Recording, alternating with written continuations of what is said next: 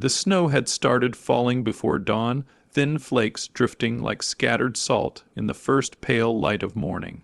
By the time Daniel finished packing the small cooler with sandwiches and coffee, more out of habit than hunger, the flakes had turned into a steady white curtain.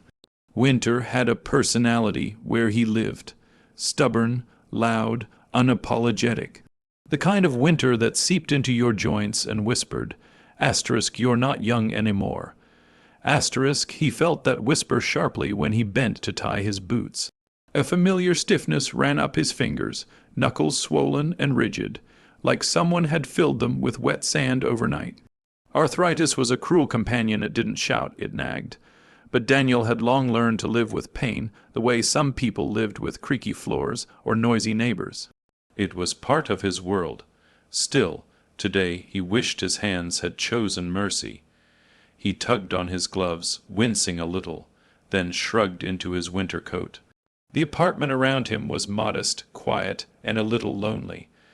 A thrift store Christmas tree glowed in the corner, strung with lights that flickered like they were shy. He had put it up out of habit. Some traditions were for the soul, even if no one else was there to see them. This Christmas, though, he wouldn't be alone. Lily had invited him, not out of obligation or guilt, not because he had hinted or asked. She had texted first. Asterisk, Dad, why don't you come spend Christmas with us this year? I'd love to see you. Asterisk, he had stared at that message for a long time, chest swelling with hope he tried to temper. The last time she invited him anywhere was 3 years ago, after her college graduation. Since then she drifted, first to another state, then into a relationship he knew little about, then into a life too busy and too bright for a man like him. He understood, he really did, but that didn't make the quiet evenings or the missed birthdays easier. So when she reached out, he said yes, of course he said yes, even if it meant a 10-hour drive through a snowstorm with hands that felt like they belonged to someone older than himself. He stepped outside, the cold biting at any part of him not wrapped in wool or leather. His car, a battered navy blue sedan that had served him loyally for over a decade, sat under a thin blanket of snow. He brushed it off gently, the way someone might brush snow off an old friend. "Come on, old girl," he muttered. "Let's do this one more time." The engine coughed, sputtered, then rumbled awake. A relieved smile crossed his face. Asterisk, please don't break down today. Asterisk, he silently begged. Not today. Not when hope felt so fragile inside him. He slid into the driver's seat, rubbed his hands together for warmth, and checked the time. 6:20 a.m. If he kept a steady pace, he'd reach Lily's place around 4 in the afternoon, just in time to help her decorate the tree or watch her bake cookies like she used to. Maybe they'd laugh about her childhood tantrum when the cat knocked down the Christmas tree. Maybe she'd lean into him during a holiday movie like she did when she was little. Maybe, just maybe, this Christmas would feel whole. He pulled out of the parking lot, tires crunching through the snow. The world was quiet for the first hour. Town slid by in muted shades of gray and white. Streetlights blinked uncertainly against the storm. The radio filled the silence with soft Christmas songs that made the trip feel warm, even as the wind tried to claw inside the car.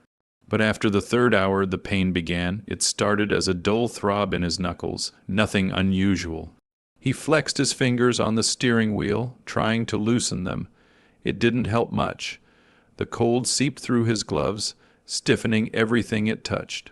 The snow outside thickened too, falling sideways in the wind. Occasionally the tires skidded just a little on the highway, enough to make his heart leap into his throat. "You're okay," he whispered to himself. "Just take it slow." He had learned over the years that speaking aloud made him feel less alone. He had spent so much of the last decade by himself after the divorce, after Lily moved away, after friends grew distant. That silence sometimes felt like another living thing, stretching its limbs around him, pressing against his chest. Talking kept it at bay. 4 hours in, he pulled into a rest stop to stretch. He opened his car door and immediately winced at the cold that slapped him in the face. The wind was vicious here, howling like something alive. He moved slowly, step by step, hands trembling as he massaged the stiffness from them. There was only one other car in the lot. A young couple sat inside, laughing at something on a phone screen. Daniel watched them for a moment, a strange ache blooming under his ribs. Asterisk that used to be me and her mother. Asterisk, he thought, before things got messy, before disappointment replaced affection. Before they tried to stay together for the sake of Lily, long after love had faded. He shook the thought away and got back into his car. He wasn't going to let anything sour today. Today was for Lily. Back on the road, he drove slower than the speed limit, squinting through the thickening snowfall. The pain in his hands became sharper, but he didn't dare stop again, not while the daylight still helped. The heater blasted warm air, though it smelled faintly of dust and old upholstery. As he drove, he thought of Lily at 10 years old, the year she tried to bake Christmas cookies alone. Flour everywhere, smoke detector ringing, him laughing until he cried as she proudly held up a charred gingerbread man. "You still have to eat it," she had declared. He did, burnt edges and all. He thought of Christmas mornings when she climbed into bed with him at dawn, bouncing excitedly, whispering, "Santa came. Dad, get up." He thought of the way she'd fall asleep under the tree afterward, wrapped in blankets, the lights reflecting in her lashes. Those were the memories that warmed him now, more than the heater ever could. But as the miles passed, new memories flickered too. Quieter, sadder. Her first year of college, when she came home for Christmas, but spent most of it on her phone with friends. The year she didn't come home at all, sending a short text instead. Asterisk, sorry, Dad, can't make it. Asterisk last year's video call that lasted less than 5 minutes because her boyfriend wanted to watch a movie. He tried not to dwell on those moments. They didn't define her. He knew she didn't mean to hurt him. People grow up. They drift. It was normal.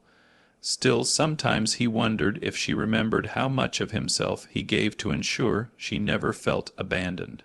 Asterisk, it doesn't matter. Asterisk, he told himself. Asterisk, she invited you. She wants you there. That's all that matters. Asterisk, hours passed. The sky dimmed into early evening, a dull blue hovering over the snow. Covered world. His GPS chirped as he approached the outskirts of her town. Turn right in 500 feet. His heart jumped. He was close. He slowed as he turned onto her street. A charming little neighborhood lined with small houses decorated with twinkling lights. He recognized some of the homes from photos she had sent him long ago, the same photos he looked at more often than he liked to admit. His breath shook when he finally saw her house. Yellow lights glowed from the windows. A wreath hung on the door. It looked warm, it looked alive. It looked like home in a way that made his chest ache with longing. He parked at the curb, exhaled shakily, and closed his eyes for a moment. Asterisk, you made it. Asterisk, asterisk, 10 hours. Snow, pain, fear. Asterisk, asterisk, but you're here. Asterisk, asterisk, she's going to be so happy to see you. Asterisk, he climbed out of the car, his back stiff from the long drive. Snowflakes landed softly on his coat and eyelashes. His hands shook as he lifted them to straighten himself, but he forced a smile. The porch light flickered gently as he stepped under it. He didn't knock. She had said not to. Asterisk, just come in, Dad. The door will be unlocked. Asterisk, so he turned the knob. Warmth rushed toward him. Heat, light, the smell of a cinnamon candle. And voices, laughter. He smiled instinctively. She was laughing. She sounded happy. He stepped inside quietly, brushing snow off his coat. Then he heard her voice. Clear, sharp, cheerful, asterisk, asterisk. Honestly, I hope his car breaks down. I don't want to deal with him lecturing or hovering all night. Asterisk, asterisk, another voice. Her boyfriends laughed loudly. Or talking about his arthritis again. Someone else added, God, poor guy, but he really repeats himself. Lily giggled. Right, I swear, every time he visits, he has to bring up some ache or pain. Daniel froze. The world stopped. He didn't breathe, didn't blink. His hand still held the doorknob, snow melting onto the floor beneath him. The laughter continued, easy and cruel in the way only comfortable cruelty could be. Maybe the snow will keep him home, her boyfriend joked. Or maybe the car asterisk will asterisk break down. I wouldn't complain, Lily said lightly. It'd save us the awkwardness. Another burst of laughter. Daniel closed his eyes, his heart so full, so hopeful just seconds ago, cracked like thin ice beneath a sudden weight. He stepped backward, carefully, quietly. He closed the door behind him without a sound. The cold night swallowed him instantly, wind slicing through his coat, as if punishing him for daring to think he was wanted. He stood there on the porch for a moment, snowflakes landing in his hair, his breath fogging the air in trembling bursts. Then he turned, stepped off the porch, and walked into the night, not because he wanted to, but because staying would have shattered something inside him that he wasn't sure he could ever put back together. Snow swallowed the world in silence as Daniel walked away from Lily's house. The snowfall, harmless and pretty only hours earlier, now felt like a vast, white emptiness spreading endlessly around him.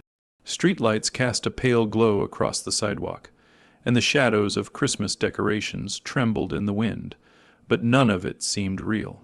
Everything looked distant, like a television scene he was watching through fogged glass. He moved slowly, more out of shock than fear of slipping. Each step felt heavy, as if the earth beneath the snow had turned into wet cement. The cold crept into his boots and up his legs, biting through layers of clothing. His breath trembled in the air, fogging in short, uneven bursts. He didn't know where he was walking. He didn't care, anywhere but there. Behind him, through closed curtains, he could still hear muffled laughter, light, careless, ordinary. It shouldn't have hurt. People laughed, families joked, children grow up. But those words asterisk sliced through him like a blade. I hope his car breaks down. Lily's voice, his daughter's voice, the same voice that once requested bedtime stories and extra marshmallows in hot chocolate. He felt that sentence echo inside his skull with every step. He reached the edge of the sidewalk and paused, staring at a row of pine trees decorated with red ribbons. Snow clung to the branches like sugar dusting. He watched it fall in clumps, watched the ribbon ends flutter in the wind. It was beautiful, but numbness had blanketed him too thickly for beauty to matter. 20 minutes passed, maybe 30, the world blurred. Only the ache remained sharp, throbbing, radiating from his chest outward until even his fingertips tingled with grief. Eventually, he crossed the street and sank onto a half-buried bench at the small park. Snow cushioned the hard wooden slats, but it was still cold, so cold. His coat did little to block the wind.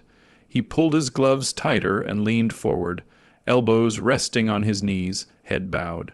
His joints pulsed in complaining waves, but that pain was easy, familiar, predictable. It was the pain he carried inside that hollowed him out. He had imagined so many versions of this Christmas. None of them included this. He closed his eyes tightly, but that only made the memory sharper. The sound of her laugh, carefree and unbothered, as if wishing misfortune on him was the most natural thing in the world. As though the thought of him simply not showing up or worse, was a relief.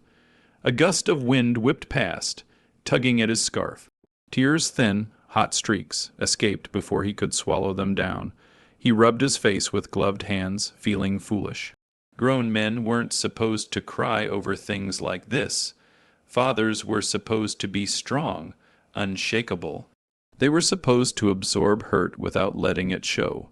He had tried to be that for Lily, always. But tonight he felt like a cracked vase still holding its shape, but only barely. #**, the years of quiet sacrifices ***, as he sat there. Memories rose unbidden, as if the cold had shaken loose the drawers in his heart. He remembered the nights after the divorce, when Lily was 9, when she clung to him as if afraid he would disappear too. He remembered tucking her hair behind her ears, promising, "I'm not going anywhere, sweetheart. Dad's here, always," even when money was tight, even when his new apartment had ceilings that dripped in the rain. He remembered the long drives to pick her up from her mother's house every other weekend, no matter how late he got off work, no matter how tired he was. He never canceled, not once, because her disappointed little face would have killed him. He remembered the time she broke her arm at school. He drove through 3 towns in the middle of a thunderstorm to get to her. By the time he reached the hospital, his clothes were soaked and his hands were shaking, but he held her hand and told her stories until she fell asleep. He remembered selling his old guitar, the one he loved, the one he had kept since he was 18, to help pay for her textbooks freshman year. She never knew. He didn't tell her. He didn't want her to feel guilt. He wanted her to thrive. He remembered all the small things too, the late night calls when she was stressed, the surprise care packages he mailed her during finals, the free oil changes, the bills he quietly helped cover. When she told him she was just a little short this month, she always said thank you, but somewhere along the line, thank you had turned into expectation. And expectation had quietly morphed into entitlement, until the sight of him arriving aching, tired, hopeful, was something she laughed about. Another tear slid down Daniel's cheek. He didn't wipe this one away, let the cold freeze it for all he cared. ***, an unexpected companion *** snow crunched softly behind him. At first he didn't look up. He wasn't ready for anyone to see him like this, eyes red, shoulders shaking, breath unsteady. But the figure didn't walk past him. Instead, it stopped a few feet away. Daniel. He lifted his head slowly. Mrs. Carmichael. She lived across from Lily, had for decades. He remembered her from when Lily was little, always tending her garden, always waving when he dropped his daughter off. Her gray hair peeked from under a knitted hat, and she held a thermos that steamed faintly in the frigid air. Her cheeks were rosy from the cold, but her eyes soft, kind, winter. Blue held concern. "What are you doing out here, dear?" she asked gently. Daniel opened his mouth, but no words formed. His throat tightened painfully, and he looked away, ashamed. She stepped closer, her boots sinking slightly into the snow. Without asking, she sat beside him on the bench, the wooden slats creaking under their added weight. "Here," she said, unscrewing the thermos. "You look frozen." He accepted it with trembling hands. The warmth seeped into his gloves immediately, warming his palms. He inhaled the scent homemade chicken soup. The kind older neighbors seemed to always know how to make perfectly. "Thank you," he managed, his voice small. "You're welcome." She watched him quietly for a few moments. Not pushing, not asking, just sitting with him in the cold. After a while, she said softly, "I saw you walking away from Lily's house." Daniel stiffened. She continued, "You had that look, the kind someone wears when they've heard something they can't unhear." He exhaled shakily. She didn't ask what he heard. She didn't need to. "I'm fine," he lied. Mrs. Carmichael smiled sadly.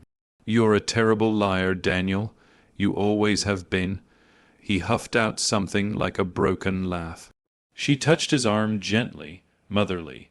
"Honey, no parent deserves to walk away from their child's home on Christmas Eve, looking like their heart's been pulled out." His breath hitched, and before he knew it, his eyes filled again. I didn't expect." His voice cracked. "Not that, not tonight." Mrs. Carmichael took the thermos from his shaking hands and set it in his lap. Then she reached over and squeezed his arm. "I know, and I'm sorry you heard, whatever you did." He bowed his head. "She didn't want me there. She may not realize what she said." Mrs. Carmichael offered gently, but Daniel shook his head. "Not tonight. Not after hearing her laugh. She meant it." He whispered. The older woman sighed softly, the sound carrying warmth in the icy air. "You're a good man, Daniel," she said, "and you always loved that girl fiercely.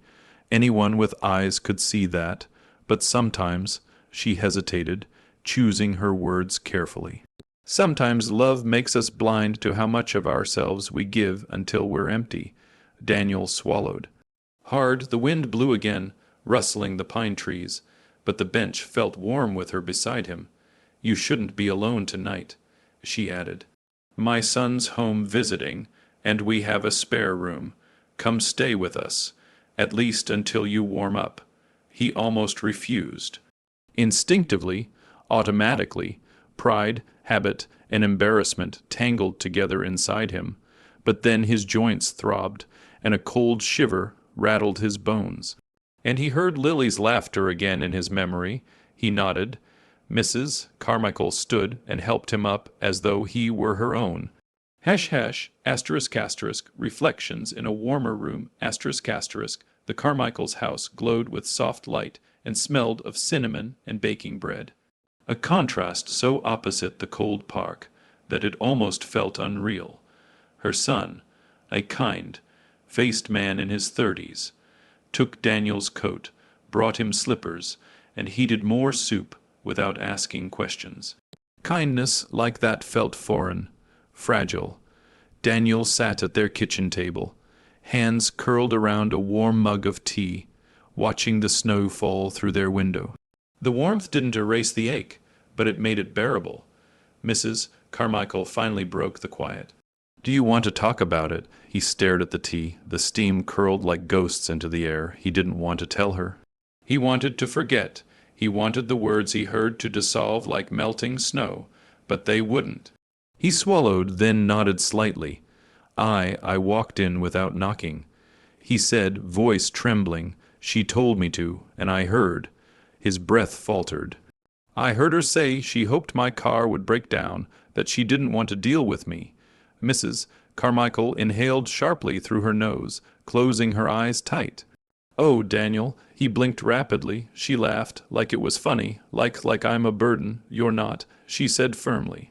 "You're not a burden. You're a father who drove 10 hours through a blizzard to see his child." He let out a shaky breath. "Maybe I pushed too much. Maybe I clung too hard. Maybe she needed space, and I didn't see it. No." Her voice was soft, but firm. "You loved her. You showed up. There's nothing wrong with that." He wiped his face with the heel of his hand.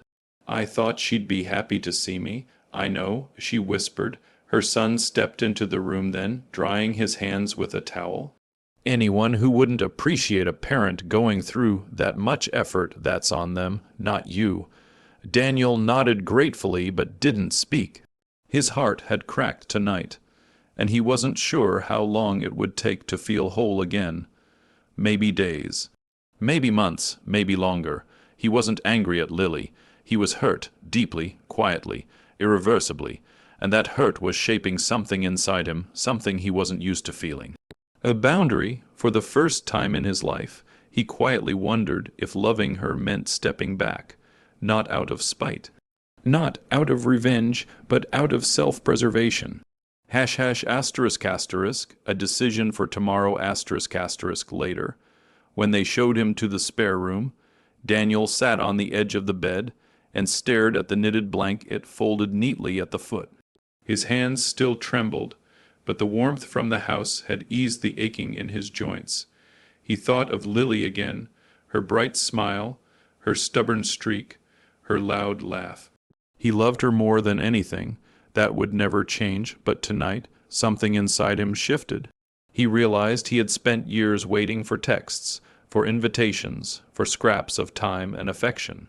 Years giving without receiving, years believing that if he tried hard enough, she'd see him again, not as an obligation, not as an interruption, not as a background character in her life, but as her father. Tonight proved she hadn't.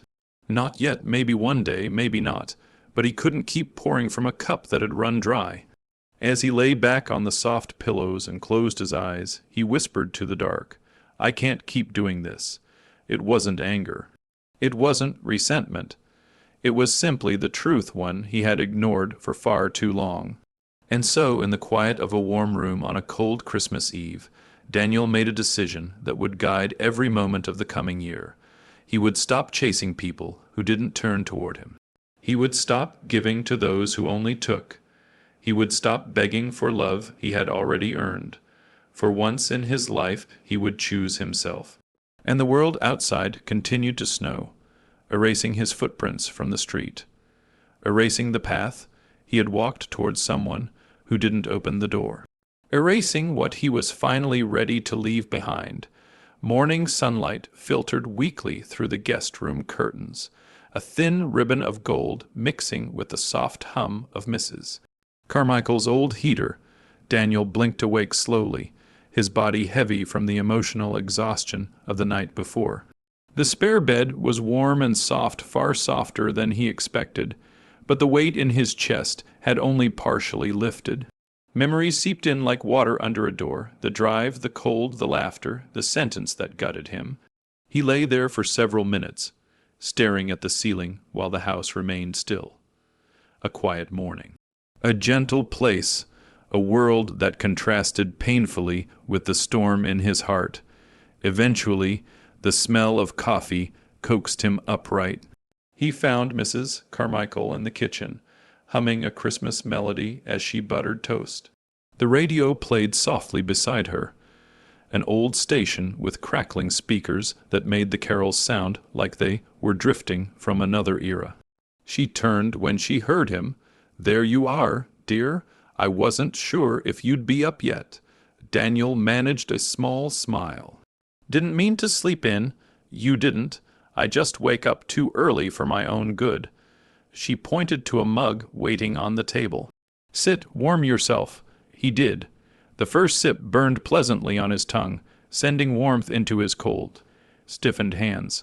"How are you feeling?" she asked gently, sitting across from him. He hesitated. Better, still processing. "That's all right. Take your time. Healing isn't a race." Her son entered a moment later, offering Daniel a friendly nod. "Morning. I'm making eggs if you want some." Daniel waved a polite hand. "Thank you, but I'm fine with just coffee." Mrs. Carmichael frowned. "You need something warm in you. 10 hours of driving and heartbreak don't sustain themselves on caffeine alone." Her son chuckled. "That's Mom's. Speak for eat something or I'll feed you." Daniel gave a faint laugh. The sound surprised him. He hadn't expected laughter to feel possible today, but it did, and that was something. As they ate, they didn't ask further about Lily. They simply talked about trivial things, the weather, the neighborhood, the bread Mrs. Carmichael had baked the night before. The small talk wrapped around him like another blanket. It wasn't forced. It wasn't charity, it was simply kindness, the kind he had rarely let himself receive. After breakfast, he helped wash the dishes despite the ache in his hands. Mrs. Carmichael attempted to shoo him away, but he insisted. "Keeping busy helps," he said quietly. She nodded knowingly. By the time the plates were dry and the kitchen spotless, Daniel finally asked, "Could you drive me back to my car? I think it's time." Mrs. Carmichael's eyes softened. "Of course, dear." ****, returning to what he left ***, the walk from her car to his felt longer than it should have. The snow was deeper now, crunching underfoot, the world muted beneath a fresh white blanket. His car looked lonely, half buried, like an old animal sleeping in the cold. He brushed it off with his gloved hands, careful and slow. Mrs. Carmichael stood by, arms crossed to keep warm. "You sure you're all right driving today?" Daniel nodded. "Yeah, I need to go home and think." She gave him that warm, motherly smile again. "My door is always open, Daniel. Remember that." He swallowed past the lump in his throat. "Thank you for everything." She squeezed his arm. "It's Christmas. No one deserves to spend it hurting alone." He watched her drive away before he finally got into his car. The engine sputtered but started. For a few minutes he just sat there, staring at the steering wheel. His hands rested in his lap. He could almost imagine Lily running across his yard as a child, shouting, "Dad, watch me." But the memory dissolved into the echo of her laughter from last night, the crueler, sharper version. His jaw tightened. He put the car in gear. Hash hash asterisk asterisk. A winter of silence asterisk asterisk. The weeks after Christmas passed in a strange blur. The first few days were heavy and hollow. Daniel went through motions without fully experiencing them, making coffee, reading the mail, watching snowfall from his small apartment window. Everything felt muted, distant, like he had stepped into the world as a ghost. Lily texted him twice. Asterisk, Dad, did you make it home? Asterisk, a few days later. Asterisk, are you mad at me? Asterisk, he stared at the messages until the screen dimmed. Then he placed his phone face down and walked away. He wasn't ready, not to answer, not to pretend nothing happened, not to reopen the wound still raw and aching. A week later, she called. He let it ring. The voicemail she left was confused, a little annoyed, and far too casual for the depth of what she had done. Dad, seriously, what's going on? I didn't say anything asterisk that bad. Asterisk, he nearly dropped the phone. Asterisk that bad. Asterisk as if wishing his car to break down, mocking his health, and laughing about avoiding him was minor. He deleted the message. Then another text came, and another. Then silence. Daniel didn't block her. He simply stepped away. It felt strange at first, like swimming in unfamiliar waters, but slowly, very slowly, it felt right. He had spent years orbiting Lily like she was his sun. The gravitational pull was strong, unyielding. But now he was learning to exist outside that force. Hash hash asterisk asterisk, reclaiming his own life asterisk asterisk. He began with small steps. Hash hash hash asterisk asterisk, step 1. Therapy for his body asterisk asterisk Mrs. Carmichael had recommended a physical therapist in town. He's gentle, she said, and he listens. Daniel went. The therapist, a patient man named Dr. Reyes, examined his hands and gave him exercises to strengthen the muscles around his joints. Painful at first, frustrating, but after 2 weeks, Daniel noticed something miraculous. He could open jars again without grimacing. He could grip his steering wheel for longer without trembling. He could button his shirt with less fumbling. Progress was slow but steady, and it felt good to do something asterisk for himself. Asterisk hash hash hash asterisk asterisk step 2. Fixing his car asterisk asterisk one icy Tuesday afternoon. He drove to a garage Mrs. Carmichael's son recommended, the mechanic, a tall, quiet 20. Something named Jonah listened carefully as Daniel explained the noises, the occasional stalling, the way the heater struggled. Jonah wiped oil from his hands and said, I can fix this for you, no charge. Mom told me what happened on Christmas. It's the least I can do. Daniel's throat tightened. No, I can't, Mr. Hayes. Jonah met his eyes steadily. Please let me do it. And for once, Daniel accepted without guilt. By the end of the week, the car ran smoother than it had in years. The heater blew strong, warm air. The engine purred instead of coughing. It felt like a new beginning. Hash hash hash asterisk asterisk step 3. Rediscovering joy asterisk asterisk. He started attending community gatherings, small ones at first. A book club at the library. A group of older men who played chess on Saturdays. Volunteering twice a week at the local food pantry. He made friends, real ones, people who asked how he was and listened when he answered. He even picked up woodworking, a hobby he had abandoned after Lily moved out. He carved tiny ornaments in the evenings, letting the gentle scrape of the knife soothe him. For the first time in years, Daniel felt like the main character in his own life. Hash hash asterisk asterisk, when the quiet revenge began asterisk asterisk, spring arrived slowly, melting the winter's weight. Birds returned. Trees budded, the air softened. Daniel woke one morning feeling lighter than he had in months. He brewed coffee, opened his curtains, and let sunlight spill into his small apartment. His phone buzzed, another text from Lily, asterisk, Hey Dad, my rent's due today. Can you send the usual? Asterisk Daniel stared at the message for a long moment. Asterisk asterisk, the usual. Asterisk asterisk, as if it were a subscription service, as if his sacrifices were routine, expected, owed. He set the phone down and let the message sit unanswered. That alone was its own quiet revolution, but silence wasn't the end of it. A week later, his bank notified him that a credit card linked to Lily had been declined. She called within minutes. "Dad, my card didn't go through.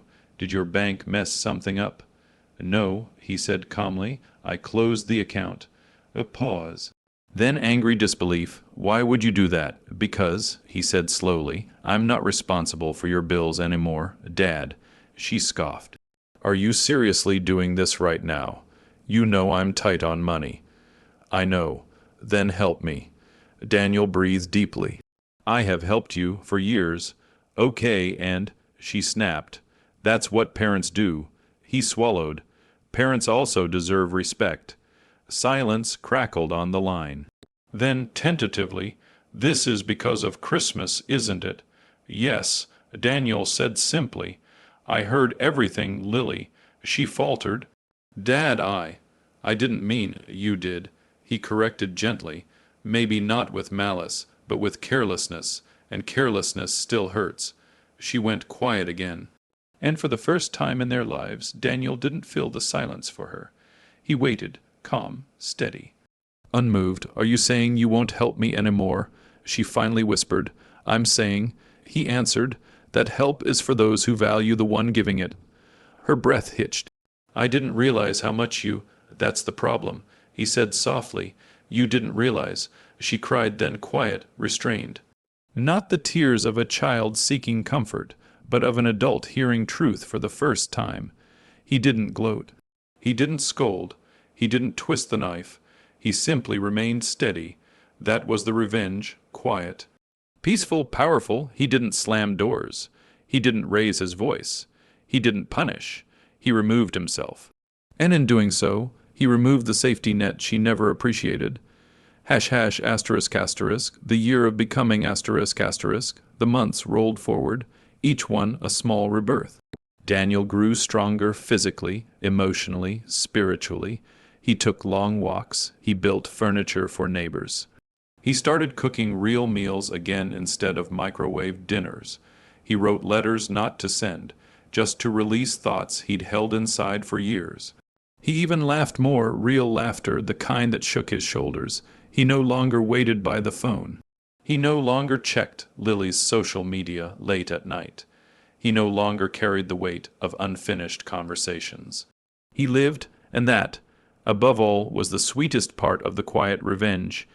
****, Lily's falling dominoes ****, but distance has a way of revealing things.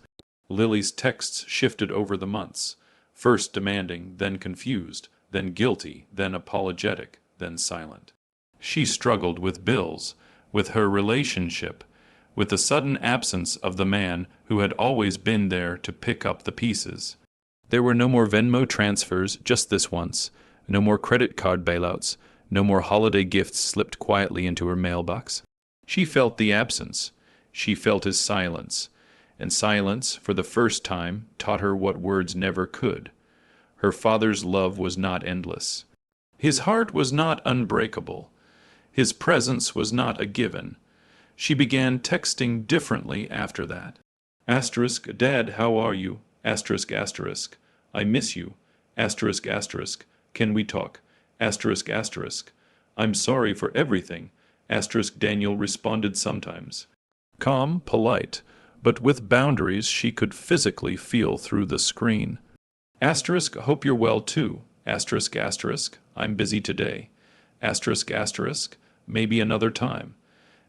She grew up that year in ways she never had before. And Daniel, he grew too. Quiet revenge wasn't about hurting her. It was about healing himself. ****ANEWMAN emerges **** on a crisp autumn morning almost a year after Christmas. Daniel stood outside on his small balcony, watching orange leaves drift like embers to the ground. His joints hurt less now. His heart hurt less too. He sipped his coffee, letting the warmth fill him, and realized something profound. He felt whole. Not because someone validated him, not because Lily apologized, not because time had magically erased the hurt, but because he rebuilt himself brick by brick. He finally understood that love without boundaries leads to erosion. And erosion leads to collapse. He had stopped the collapse. That was his quiet revenge, not spite, not cruelty, but rebirth. And when Christmas approached again, 1 year after the night that shattered him, he felt something close to peace. He didn't expect what would happen next. He didn't expect the knock on his door. He didn't expect the trembling voice on the other side. He didn't expect Lily. Snow had started falling again, light at first, drifting lazily past Daniel's window, then growing thicker, turning the world outside into a winter watercolor. The flakes caught the glow of the streetlights, sparkling like bits of broken stars.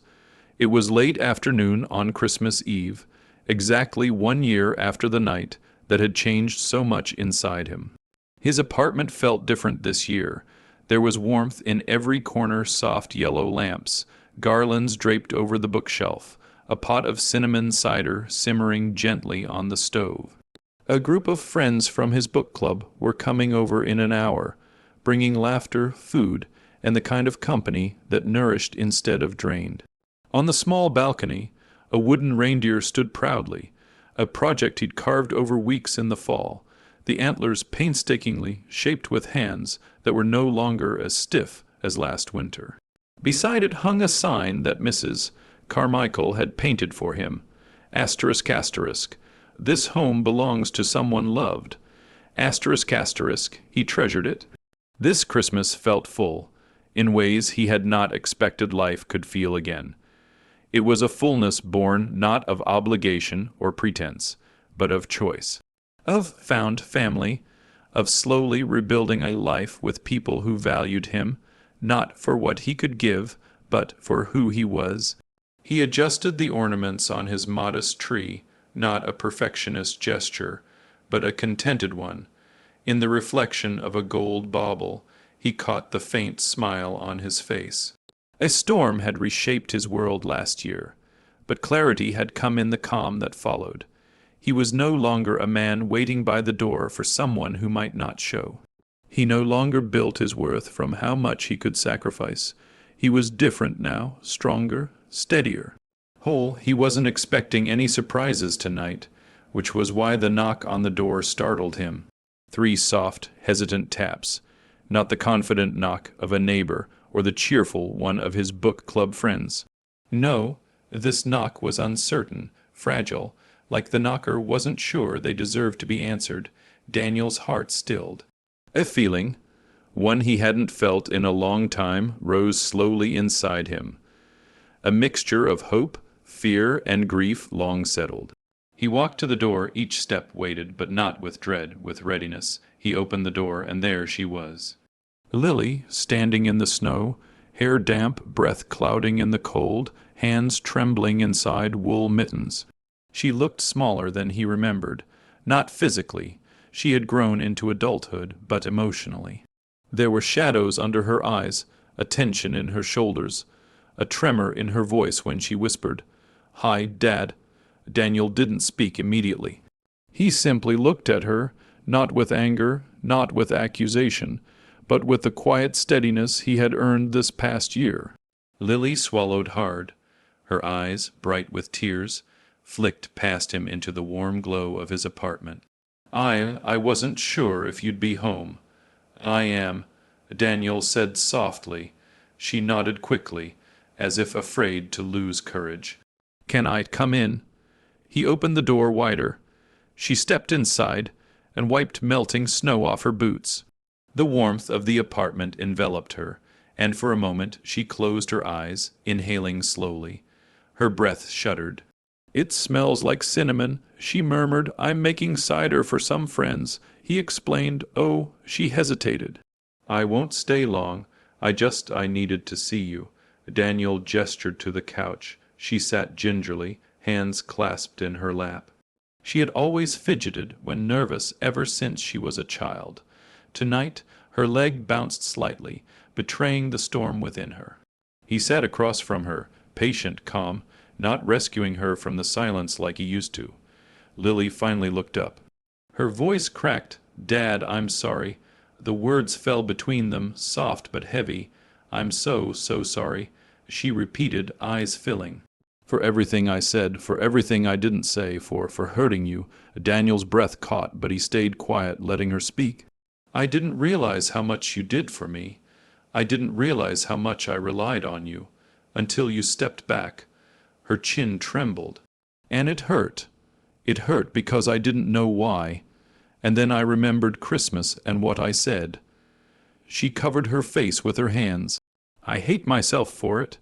Daniel reached for a tissue box and gently set it on the table between them. She took one, wiping her eyes shakily. I didn't mean it, Dad. I mean I said it, but I didn't mean it. I was stressed. I was trying to make my boyfriend laugh. I wasn't thinking about how it could hurt you. Words still hurt. Daniel said softly, I know, she whispered, I know that now. Another long silence passed, but it wasn't uncomfortable. It was necessary, the kind that allows wounds to breathe in the open air. She looked around his apartment again, almost shy. It's beautiful here, warm. I've made it a home, he said. She nodded, absorbing that. Then, with a trembling exhale, she confessed, I didn't realize how much I expected you to fix everything. I thought you always would, that you'd always be there to bail me out. I never stopped to consider how that made you feel. It made me tired, Daniel admitted gently, and small and forgotten. Lily let out a broken sob. I'm so sorry. He offered her a soft smile. Sad but warm, I know, sweetheart. She stared at him, tears pooling. Do you still love me? His heart squeezed painfully, tenderly. Always, he said. Nothing could change that.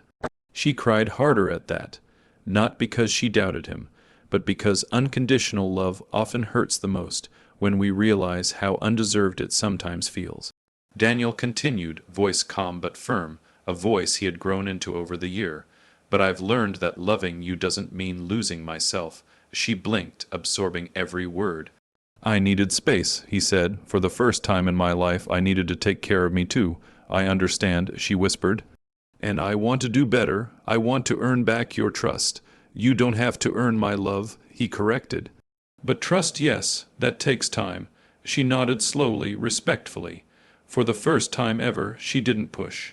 She didn't negotiate, she didn't cry to get her way. She accepted his boundary like an adult. After a moment, she reached into her coat and pulled out a small wrapped box. I got you something, she said softly. It's not much, but it's from me. She placed it gently on the coffee table. Daniel opened it carefully. Inside was a wooden picture frame, handmade, not store-bought. Inside the frame was a photo, one of him holding Lily when she was about 6 years old, her arms around his neck, both smiling as if the whole world belonged to them. He felt his breath catch. Lily spoke, voice trembling. I made the frame myself. I remember you used to make wooden toys when I was little. I thought maybe we could do something like that together again someday. He looked up at her slowly. Her eyes held vulnerability he hadn't seen in years. Thank you, he whispered. She smiled small, fragile, hopeful. You're welcome. They sat together in gentle quiet until a knock on the door startled them both. Daniel glanced at the clock. That'll be my friends. Lily stood quickly. I should go. You can stay, he offered softly. If you want. She hesitated, but only for a moment. I'd like that, she whispered. He smiled. A real one. Together, they opened the door to welcome in the warmth, the laughter, and the people who had helped rebuild his world. Lily stayed the whole night. She brought dishes into the kitchen. She laughed with his new friends. She listened more than she spoke. She watched him, really watched him, as if seeing him for the first time in years. And at the end of the night, as she hugged him goodbye, she whispered, I'm proud of you, Dad. The words washed over him like a balm he didn't know he needed. I'm proud of you, too, he whispered back. When she left, closing the door softly behind her, the snowfall outside slowed, settling gently over the quiet street. Daniel walked to the window and watched her disappear down the sidewalk, her figure growing smaller and smaller until she turned the corner. He stood there for a long moment, breathing steadily, peacefully. His life was no longer defined by her choices. His worth wasn't bound to her gratitude. His happiness didn't depend on her approval. He had given love. He had been hurt, he had healed, and now he had reclaimed himself. This Christmas was the sweetest not because she returned, but because he met her again as a man finally whole. The snow fell softly, the lights glowed warmly, and Daniel, heart steady, soul quiet, spirit renewed, smiled at the night. At peace at last,